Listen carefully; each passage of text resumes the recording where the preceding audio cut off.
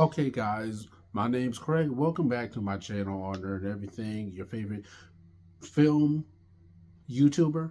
And I'm very late to this. We're on the tail end of May, and I just kept postponing everything I watched in April. I've been slacking when it comes to a lot of my film content just because I felt down, so to speak. I wasn't feeling inspired a lot, but over the past week or so, that has dramatically changed, and I'm back in the mood, back in the spirit, and starting off with, okay, I didn't watch too much in April, but for Movie Club Monday, I'm in a Movie Club Monday with a group of friends where we're paired up with someone to trade films and just to see just to get a vibe from each other, from what we like and what we dislike. And we're always paired up with someone every Monday to watch a new movie that we have not seen. And the very first film I watched of April was Interstellar. Yes, I know. I'm very late. I've never seen it before.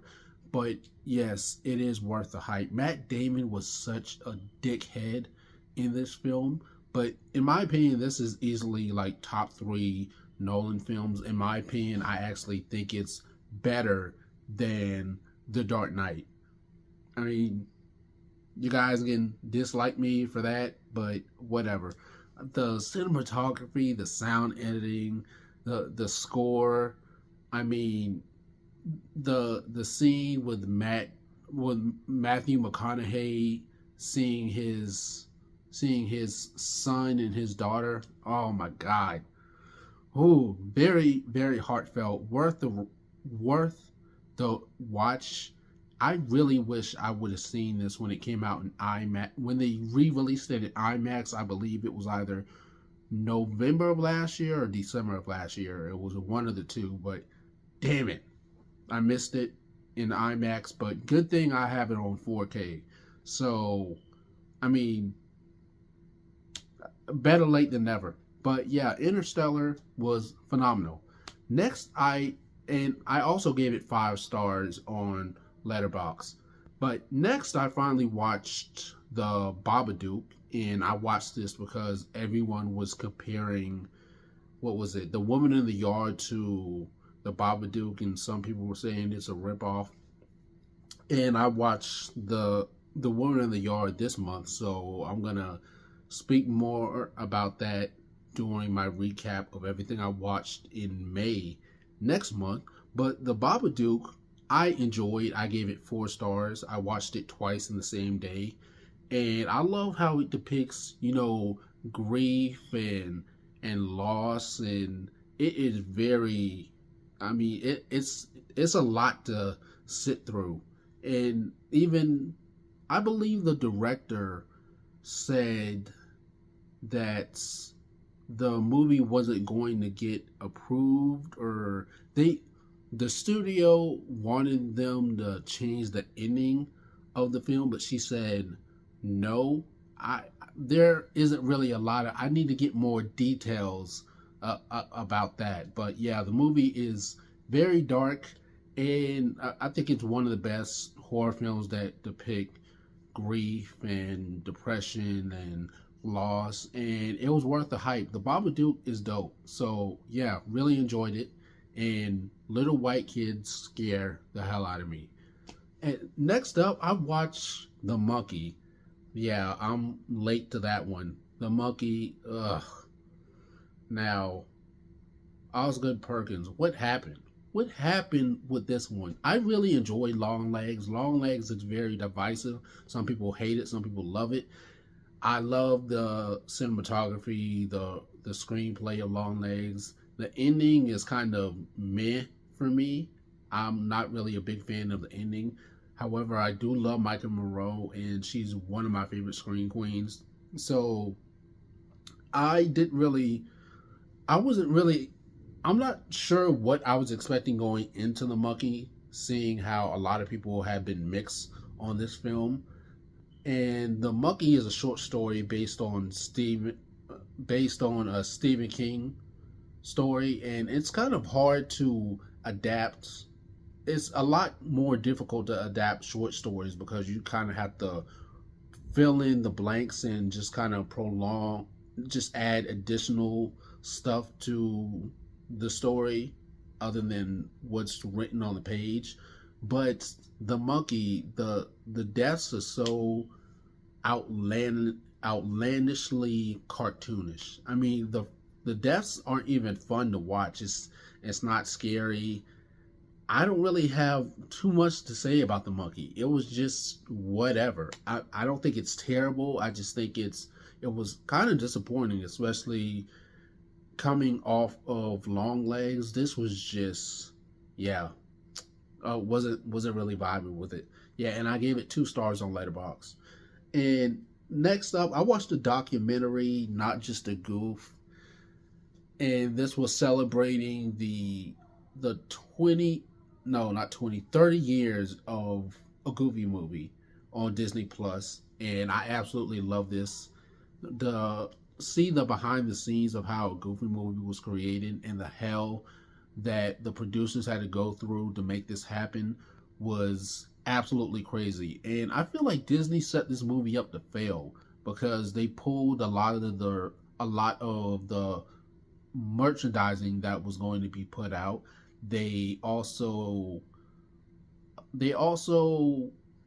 what was it? They fired the head producer, the head guy in charge of Disney, and then now for the last like 20 or so years he's been working for DreamWorks. I can't remember the guy's name off the top of my head. Also, they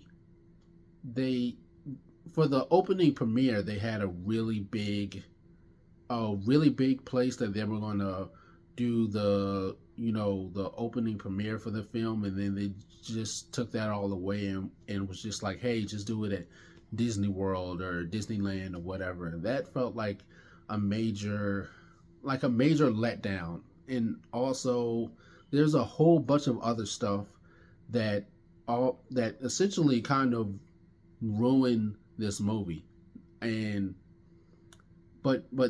thankfully, I think a lot of people have I think a lot of people have come around and realized that a Goofy movie is one of the best Disney movies.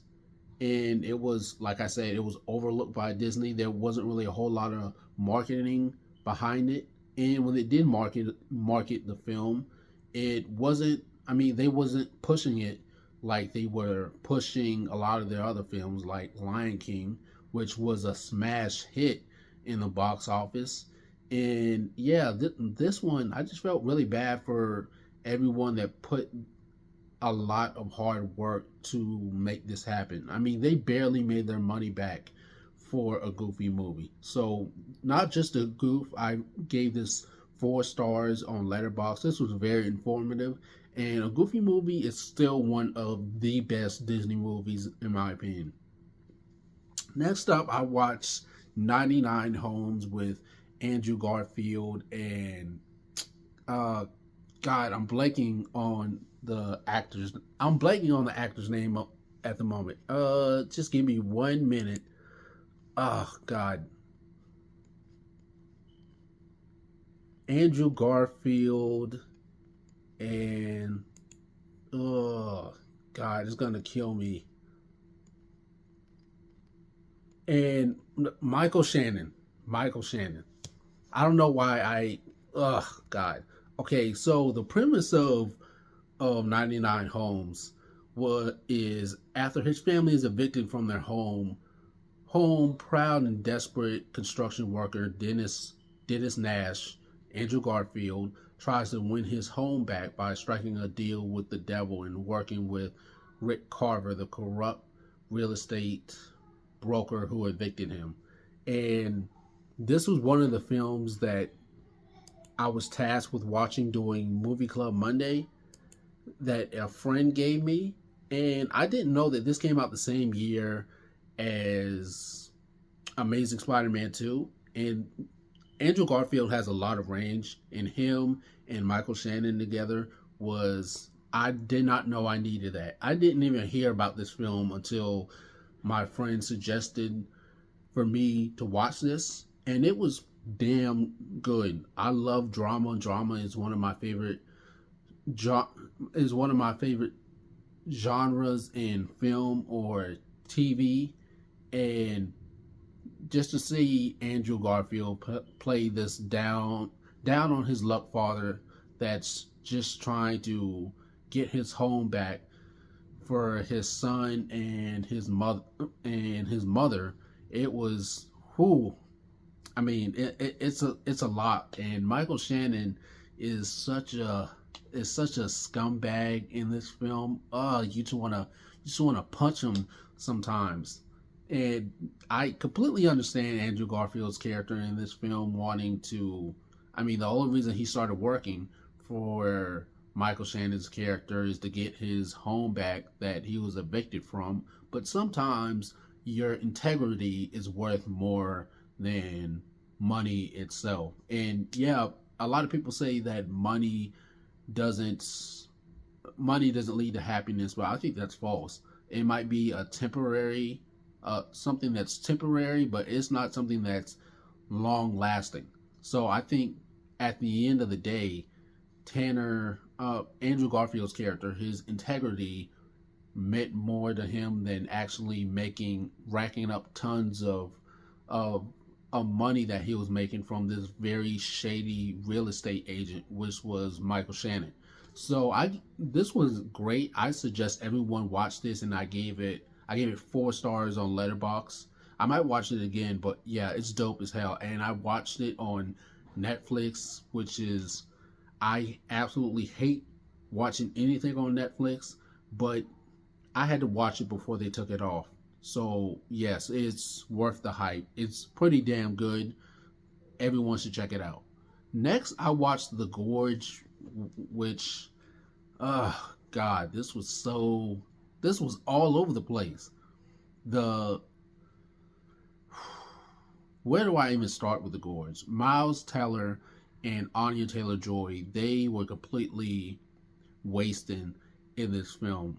They We don't get action until I think 40 minutes in the film, and the action sequences is only like 2 minutes, and the pacing is bad. It feels more like a love story rather than an action sci-fi film, and they don't even go into the gorge until damn near an hour into the film, and I'm just like, when are we going to get to the interesting shit? Is this an action sci-fi horror film, or is this a romantic drama? What is it? And that's the worst part about this film, is that if they would have just stuck to what the premise was of this film, it would have been great, instead of just trying to do a multi-genre film. And I didn't care about these characters at all. I didn't really care about what they were going through. Their romantic their romance together, I wasn't even a fan of that either. And I gave it 1.5 star on letterboxd. I do not want to watch this again. And of course, I had to talk about this. I was so excited. I've already done my review on this. I watched Sinners. I watched it twice. Watch my review on this. I gave it 5 stars on letterboxd. Hell, I might watch it 2 more times. That is, if it's still out in theaters. But yeah, Sinners, dope. One of the dopest movies of the year. One of the best original films of the past decade. And Ryan Coogler and Michael B. Jordan for the win again. This was a smash. Next, I watched another documentary. It's called Oklahoma City Bombing, American Terror, and I gave it 3 stars. I believe you can find this on, God, what is it? On Netflix? I think that's where I watched it. I believe I watched it on Netflix. But yeah, this film, I don't really have too much to say about this, but every time a white dude is bullied, they always want to do some crazy dumb shit and blame the whole world for it. So yeah, that's what I think about this. I gave it 3 stars on Letterboxd. Once again, I'm not surprised a white dude mentally snapped because he was picked on in high school. I mean, therapy. Next, I watched The Silence of the Lambs. Yes, I know I never watched it before, and I gave it 4.5 stars. And I did not know that the whole Clarice thing came from this film, but this was an excellent watch and one of the best films of the 90s. I would love more films like this in a modern, in modern times, but a lot of people only care about remakes and sequels and reboots, and they're not putting a lot of stock in original films because that's all they're watching. But all they're complaining about is, are the same movies that they're watching, which is superhero stuff, remakes, reboots, all that other stuff, while they completely ignore classics like Silence of the Lambs. This was absolutely terrifying. The suspense is absolutely great, and I need to watch this again to dissect some stuff I might have missed in this film, but it's excellent. I loved it. And so far it really baffles me that this is the only horror film to win Best Picture. Their horror is much more than just scaring people. There's a lot of messages that great horror films teach us, and it's not just about jump scares. So Silence of the Lambs definitely deserved the awards that it got during the 93, I believe, the 93 Academy Awards. Yeah, this was excellent. And like I said, 4.5 stars on Letterboxd. And finally, I watched Fight or Flight on, yes, I got an early screening of Fight or Flight.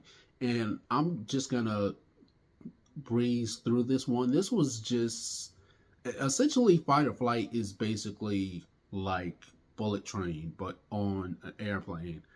Now there are a few twists here and there, nothing mind blowing or whatever, but it it is pretty funny, and the action sequences are actually pretty good, better than I thought. I need to give this a rewatch, and I might have to go to the theater to actually watch it, considering that even though I got an early screening of this film, I would still like to go and actually support it. But I had fun with Fight or Flight. I gave it 3.5 stars on Letterboxd. Yeah, that's everything I watched in the month of April. So let me know what you guys think. What is your favorite and your least favorite of everything I watched this month? But until then, guys, don't forget to like, comment, hit the follow button to stay updated with more movie, TV show, and comic book news and reviews. And enjoy the rest of your weekend.